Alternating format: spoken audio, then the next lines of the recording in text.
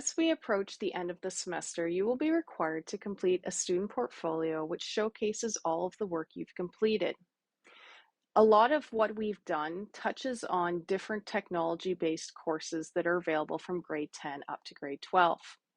What we have yet to do is to dive into the world of communications technology.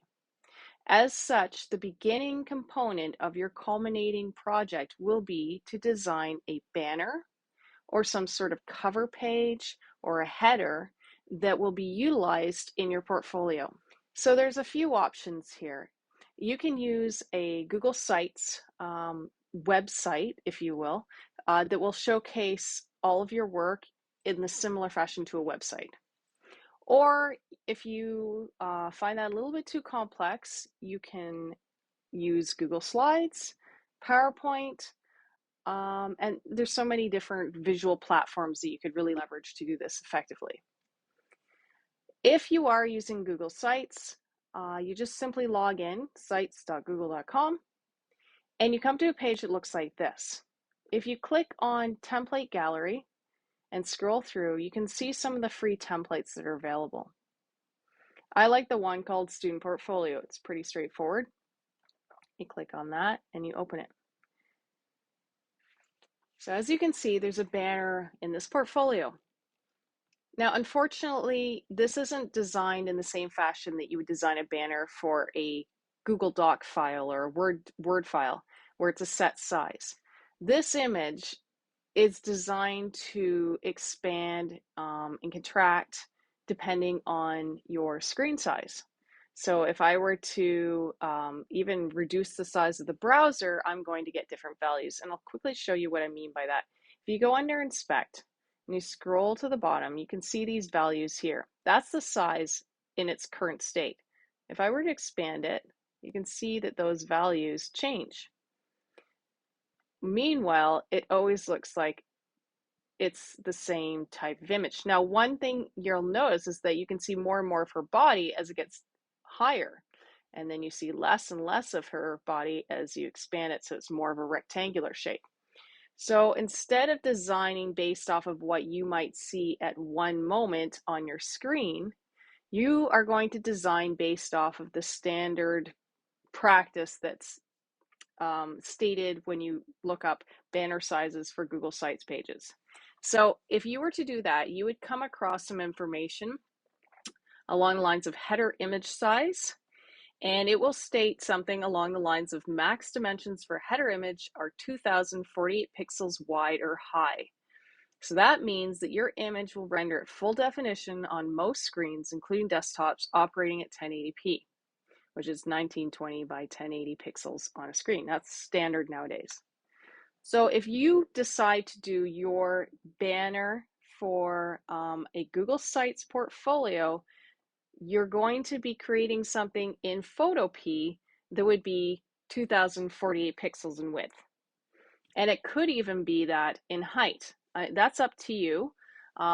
If you are confident that your site will only be viewed on the computers in our classroom, then maybe you can change this size to suit the monitor sizes that we're working with and so on. If you would rather design your portfolio using Google Slides as an option, it will be a slightly different format. So if you go to log into Google Slides and you come to a page like this, you will see something at the top called Template Gallery. So click on that, scroll down until you see a template that suits the format that you're seeking. If you don't see anything here that resonates with you, feel free to create your own template or go elsewhere to find free templates that you have access to. So there's one here called Portfolio. We can just click on to see what it looks like. This particular portfolio has a graphic behind some text here. You could certainly pull that out, put your own banner here, and place the custom text that you wish to insert. So if we were to right click on here, let's get out of the text box and change background, you have the option to upload an image. So this would be what you would develop in Photopea. And then you could add that to your theme. If you would like to know the size of the document that you're working within, you go to page setup. And it's right now it's scaled to 16:9 ratio. That's standard. So once again, 16:9 represents 1920 by 1080 pixels. So once again, you could design a banner that fits within those parameters. It's also worth noting that a 16:9 ratio also includes the standard size of 1280 by 720 pixels. So you are not restricted to 1920 by 1080 pixels. Now that you've decided on a banner style and a banner size, we can jump over to using Photopea. Photopea is a browser-based graphic design program that emulates Photoshop. If you have Photoshop on your computer, you are more than welcome to use it, but keep in mind that it needs to be on a laptop, some sort of device where you can show the work being done in class, and it's not just simply being worked on at home. Photopea is the program we will use in our classroom. If you go to www.photopea.com, you have access to it. If this is the first time you've been to it, you will see a large banner at the top with a huge X. Click on the X to remove the banner. This will be the page you see at this point. So the first thing we will do is create a new project. And what you see up here is really important to change and modify based on what you have come to decide on for your banner. So if you are working with a 16:9 ratio, right now 1280 by 720 fits within that ratio. Because it's arguably just a screen based image, you could leave it at 72 pixels per inch, which is standard resolution on any website. But I'm going to encourage you to work in a high resolution file in the event that this is something you would like to print down the road, or it's just good practice to get used to working with high resolution images and making high resolution images. It's always easy to make the image smaller, but it's impossible to make an image larger or add resolution. You can remove resolution, but you cannot add resolution. So it's good practice to stay in the higher DPI range. Print quality is 300. Okay, so I'm going to work with this size. You can choose otherwise, and then you hit create. At this point, you should have a screen that looks like this, where you have your rectangle, and you see these little boxes here. That means that your transform controls have been put on by default. And that happens when you have your move tool selected, and it allows you to make adjustments if the layer is not locked. But we don't want to do that right now, so let's just turn off transform controls for the time being. What we will be going over in this lesson is how to use a variety of different tools. So you're going to learn how to make selections. These are selection tools here. There's some more selection tools in here. You can also select a region by using these different types of selection tools. So we'll go over that in more detail as we progress. You might not use all of the tools. You might only use one from each category. We'll also dive down and explore the world of fills. So paint bucket tool. Right here. If you can't see the paint bucket, you just hold down on that little arrow in the corner and it'll pop up on the side menu. We will explore what the type tool does, and the rectangular tool, as well as the ellipse tool. We will also look at what you can do in the layers panel over here.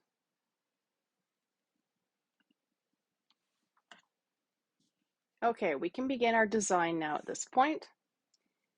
The first thing I want to do is determine where my center region is. So what I want to do is go to View, turn on Rulers, and you can see this ruler up here and along the side. By default, it will be in pixels because when I created this document, I set it to pixels, but you can right click on it. Oh, sorry, this defaults centimeters. Okay, so it should be at pixels. When you do it, it'll show pixels. Because I was in the program earlier, it defaulted to centimeters. I'm actually going to keep it as pixels because when you have a number such as, let's go to here, image size, 1280 by 720, dividing that by 2 is a lot easier than if you were to change this to centimeters, for instance. And you're working with, we'll go to image size. If you're working with centimeters, you get these irregular numbers that are difficult to work with. So I prefer to keep it as pixels. And I'm going to convert this back to pixels as well. And I'm going to drag my first guide over to 640. So you can see the values on the screen there. There. Okay, and the second one I'm going to drag down to 360. There we go. And it sort of snaps to that mid region when you're working on it. So don't worry about it not being precise because it will automatically give you that round number when you're scrolling it. Okay, now I want to draw a box, or a rectangle, I should say. There's a variety of different ways of doing that. For now, I want to play around with this tool so that you can see how it applies fills very quickly. Up here, you'll see something called shape, fill, stroke, and so on. I'm going to change this to be, let's see here, a blue perhaps, or let's change the blue a little bit, maybe a cooler blue. Okay. And I want to fill the entire region. So I'm actually going to extend this rectangle outside the visible edges here to create a bleed. And a bleed just ensures that we have visual information that extends beyond the border. And the reason why that's important is to avoid having a white edge. So if we do this, we can ensure that our color goes beyond the outside. I would like to add a second rectangle slightly inset from the first one. If I were to go to that top layer, you can see there's a selection around it. The blue box indicates it's selected. And if I were to draw my next rectangle now, it would have all of these properties applied to it. And I don't want to do that. And I'll just do a quick demonstration for you. If I were to, hold on, change the fill color, for instance, it's making all those adjustments to that layer. And I don't want to do that. So let's change that back to blue. And I'm going to go back down to the background layer, or I can create a new layer. But for now, I'll just go down to the background layer because I want to show you something that will probably happen to you at some point. So I have my rectangle box here. I'm going to change the color to a nice shade of green.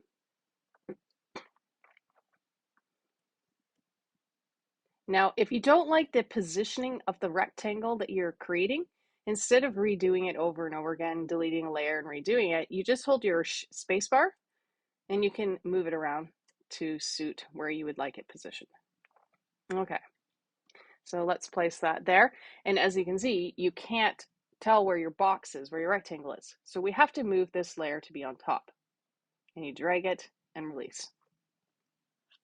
Let's say, for instance, you don't like the position of the rectangle you just drew. You can grab your Move tool, select it, and when you see your guides turn red, that means it's in the center, and it'll snap to that position.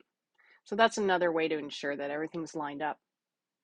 Now, as you progress in your design, you will build more and more layers in your panel here. So it's really important to name them so you can keep track of what layer contains what information. So let's go over to shape 1, click twice, and we'll name that to blue background, and change this to green rectangle. Or you could have a blue rectangle and green rectangle. Now I'd like to apply some decorating to one or both of the rectangles. For now, let's work on the interior one. So we have that selected. It's really important that you're on the right layer when you're doing this.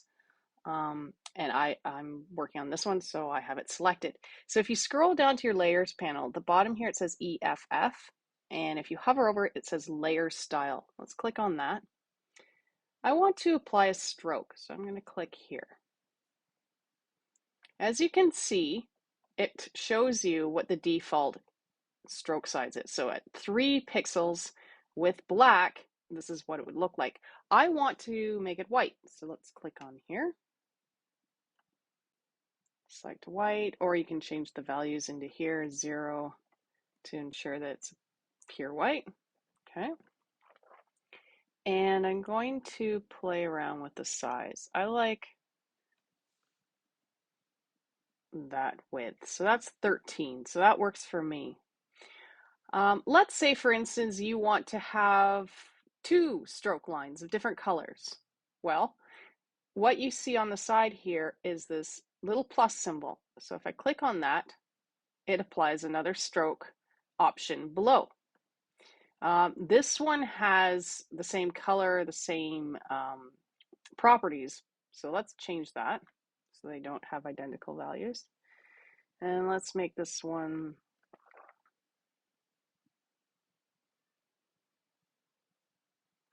yellow, brown. What goes with this?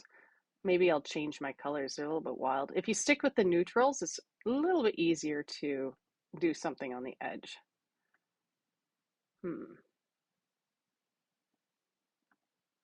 I'll do dark gray. And we can always change it later. And this time, instead of it being positioned on the outside, I'll say I want it on the inside. So now you have 2 stroke lines on your border. Now there's some other options here for your layer style that you can apply. There's gradient overlays, pattern overlays. Let's take a look at what the pattern overlay offers. So if I click on here, I can see that the default pattern has filled this space. I want to perhaps change it. What do we have here? There's different ones that are available.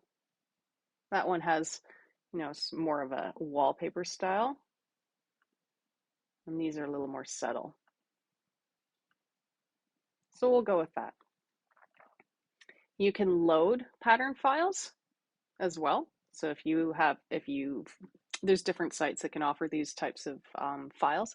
So you could always obtain some from there as well. Or you can create your own pattern. If I don't want this to dominate the entire background, I can change the opacity. So it's more subtle. It's just very subtle back there. Okay. Let's say I want to create a certain effect with the color fill. So a good place to go to is the gradient overlay.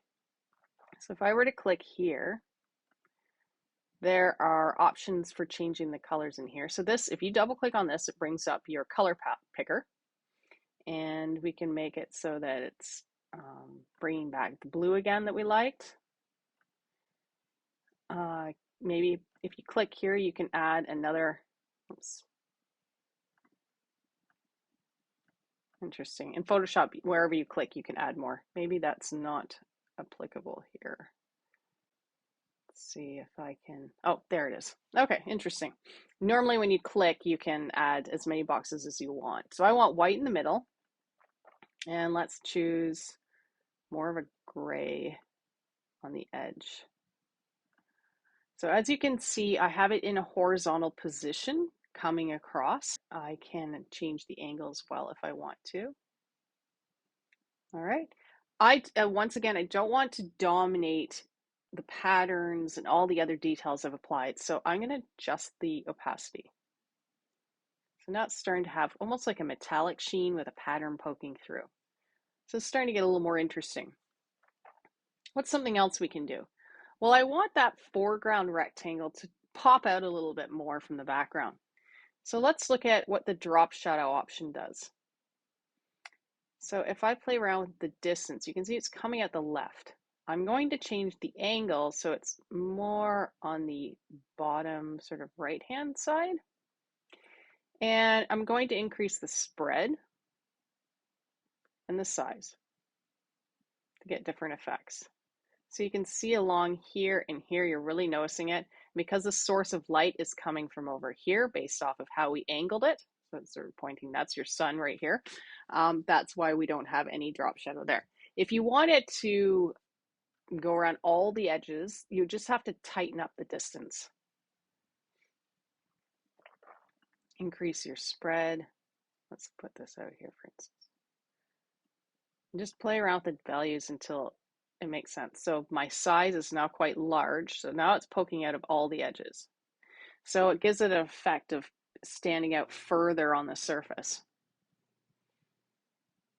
And once again, if you don't want this to dominate, you can play with your opacity adjustments. Okay.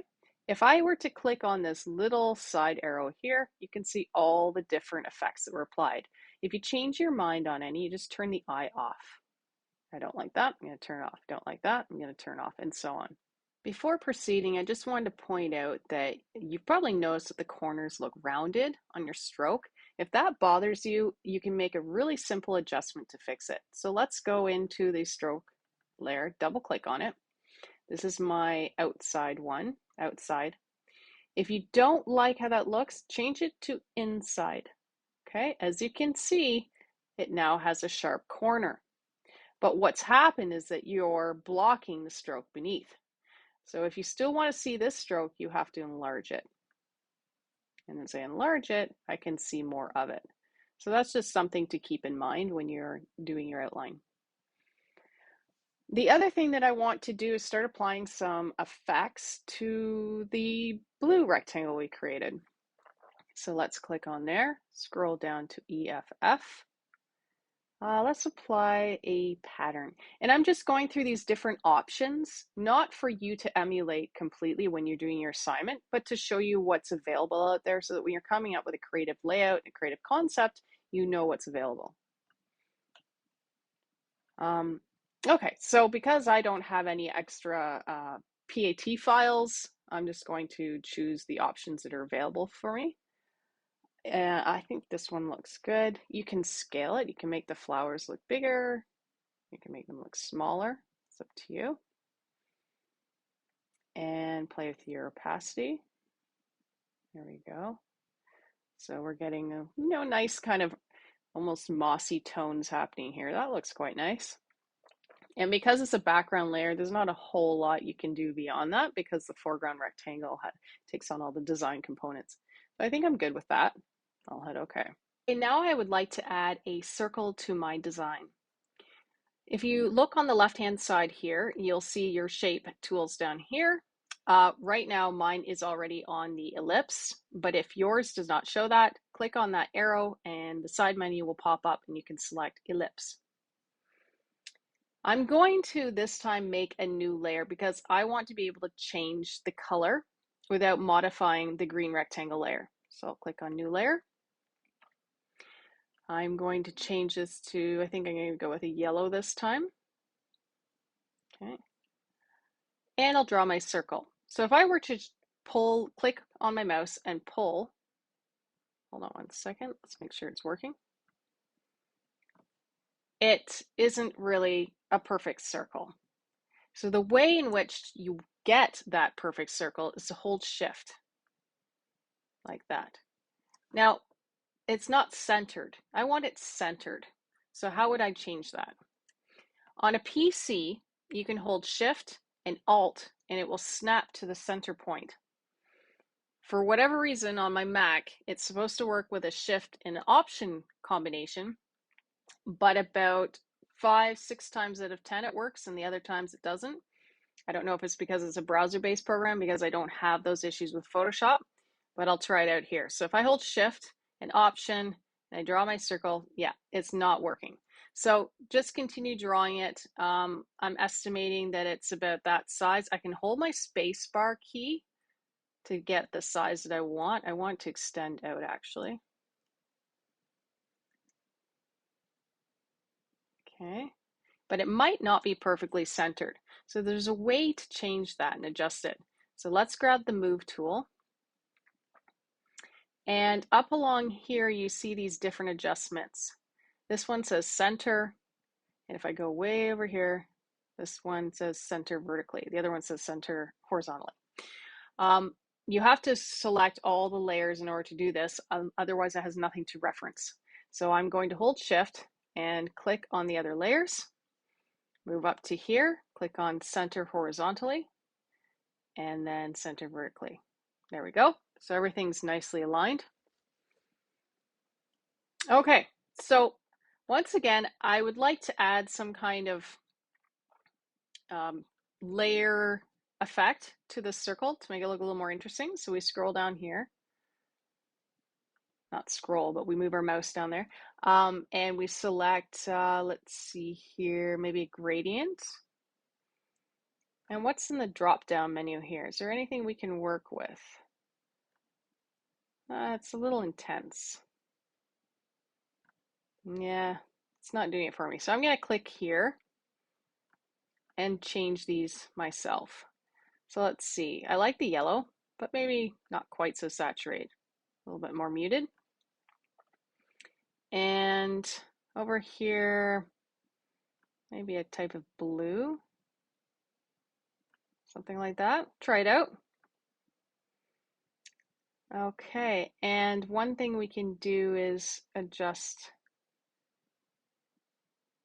the source of light and perhaps increase the opacity and maybe adjust the scaling. All right, so you just play around until you find something that you like the look of. Maybe a little more horizontal. Okay. I like the idea of adding a stroke, so I'll click on that. And let's see here. I don't mind the gray that it defaulted to, so let's just adjust the size. And perhaps have the, now blend modes are interesting. You can click on here, and if you select something like multiply, it shows the other layers beneath coming through. So if I were to click that, you can see the white border coming through. So that's an interesting effect. And if you fade it, you get almost like a ghost ring around the outside. So play around with blend modes. You might have some fun with that. Do I want to add another stroke? Maybe, maybe not. I'll leave it like this for now. Let's see here. Do we want to do another drop shadow? Let's see what that looks like. Okay. Spread is far too much. Let's bring this in. And pull it in a little bit tighter. Ever so slight. Maybe drop the opacity. Let's make a subtle one. And I'm thinking it might look kind of interesting to have another pattern. So let's go over here to pattern. And I don't know. We're running out of options here, aren't we?